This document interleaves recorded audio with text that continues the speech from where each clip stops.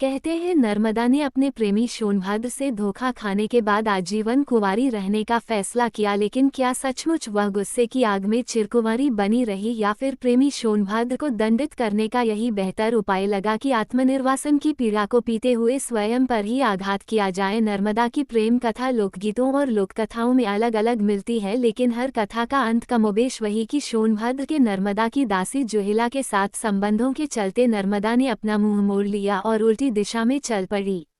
सत्य और कथ्य का मिलन देखिए कि नर्मदा नदी विपरीत दिशा में ही बहती दिखाई देती है। नर्मदा और सोनभद्र की शादी होने वाली थी। विवाह मंडप में बैठने से ठीक एन वक्त पर नर्मदा को पता चला कि सोनभद्र की दिलचस्पी उसकी दासी जोहिला यह आदिवासी नदी मंडला के पास बहती है में अधिक है। प्रतिष्ठित कुल की नर्मदा यह अपमान सहन ना कर सकी और मंडप छोड़कर उल्टी दिशा में चली गई। सोनभद्र को अपनी गलती का एहसास हुआ तो वह भी नर्मदा के पीछे भागा, यह गुहार लगाते हुए लौट आओ नर्मदा, लेकिन नर्मदा को नहीं लौटना था सो वह नहीं लौटी। अब आप कथा का भौगोलिक सत्य देखिए कि सचमुच नर्मदा भारतीय प्रायद्वीप की दो प्रमुख नदियों गंगा और गोदावरी से विपरीत दिशा में बहती है, यानी पूर्व से पश्चिम की ओर। कहते हैं आज भी नर्मदा एक बिंदु विशेष से सोनभद्र से अलग होती दिखाई पड़ती है।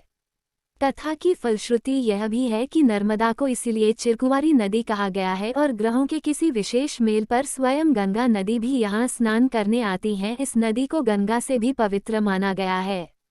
मत्स्य पुराण में नर्मदा की महिमा इस तरह वर्णित है, कनखल क्षेत्र में गंगा पवित्र है और कुरुक्षेत्र में सरस्वती। परंतु गांव हो चाहे वन, नर्मदा सर्वत्र पवित्र है। यमुना का जल 1 सप्ताह में, सरस्वती का 3 दिन में, गंगाजल उसी दिन और नर्मदा का जल उसी क्षण पवित्र कर देता है। एक अन्य प्राचीन ग्रंथ में सप्त सरिताओं का गुणगान इस तरह है। इस कथा में नर्मदा को रेवा नदी और सोनभद्र को सोनभद्र के नाम से जाना गया है।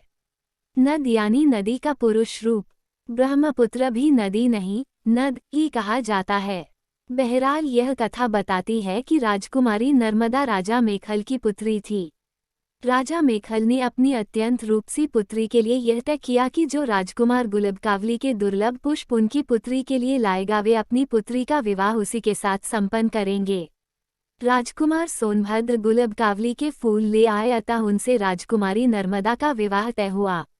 नर्मदा अब तक सोनभद्र के दर्शन ना कर सकी थी, लेकिन उसके रूप, यौवन और पराक्रम की कथाएं सुनकर मन ही मन वह भी उसे चाहने लगी। विवाह होने में कुछ दिन शेष थे, लेकिन नर्मदा से रहा ना गया। उसने अपनी दासी जोहिला के हाथों प्रेम संदेश भेजने की सोची।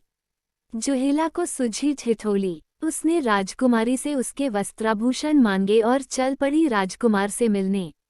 सोनभद्र के पास पहुंची तो राजकुमार सोनभद्र उसे ही नर्मदा समझने की भूल कर बैठा। जोहिला की नियत में भी खोट आ गया। राजकुमार के प्रणय निवेदन को वह ठुकरा ना सकी। इधर नर्मदा का सब्र का बांध टूटने लगा। दासी जोहिला के आने में देरी हुई तो वह स्वयं चल पड़ी सोनभद्र से मिलने। वहां पहुंचने पर सोनभद्र और जोहिला को साथ देखकर वह अपमान की भीषण आग में जल उठी। तुरंत वहां से उल्टी दिशा में चल पड़ी, फिर कभी ना लौटने के लिए। सोनभद्र अपनी गलती पर पछताता रहा, लेकिन स्वाभिमान और विद्रोह की प्रतीक बनी नर्मदा पलटकर नहीं आई। अब इस कथा का भौगोलिक सत्य देखिए कि जयसिंहनगर के ग्राम बरहा के निकट जोहिला, इस नदी को दूषित नदी माना जाता है, पवित्र नदियों में इसे शामिल नहीं किया जाता। का सोनभद्र नद से वाम पार्श्व में दशरथ घाट पर संगम होता है और कथा में रूठी राजकुमारी नर्मदा कुंवारी और अकेली उल्टी दिशा में बहती दिखाई देती है। रानी और दासी के राजवस्त्र बदलने की कथा इलाहाबाद के पूर्वी भाग में आज भी प्रचलित है। कथा 3 कई हजारों वर्ष पहले की बात है। नर्मदा जी नदी बनकर जन्मी, सोनभद्र नद बनकर जन्मा। दोनों के घर पास थे।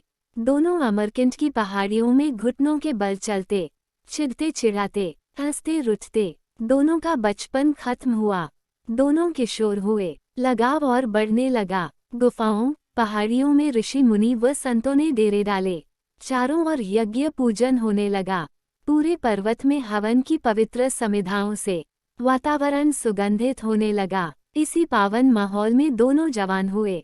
उन दोनों ने कस्में खाई, जीवन भर एक दूसरे का साथ नहीं छोड़ने की, एक दूसरे को धोखा नहीं देने की। एक दिन अचानक रास्ते में सोनभद्र ने सामने नर्मदा की सखी जुहिला नदी आधम की। 16 श्रृंगार किए हुए वन का सौंदर्य लिए वह भी नवयुवती थी।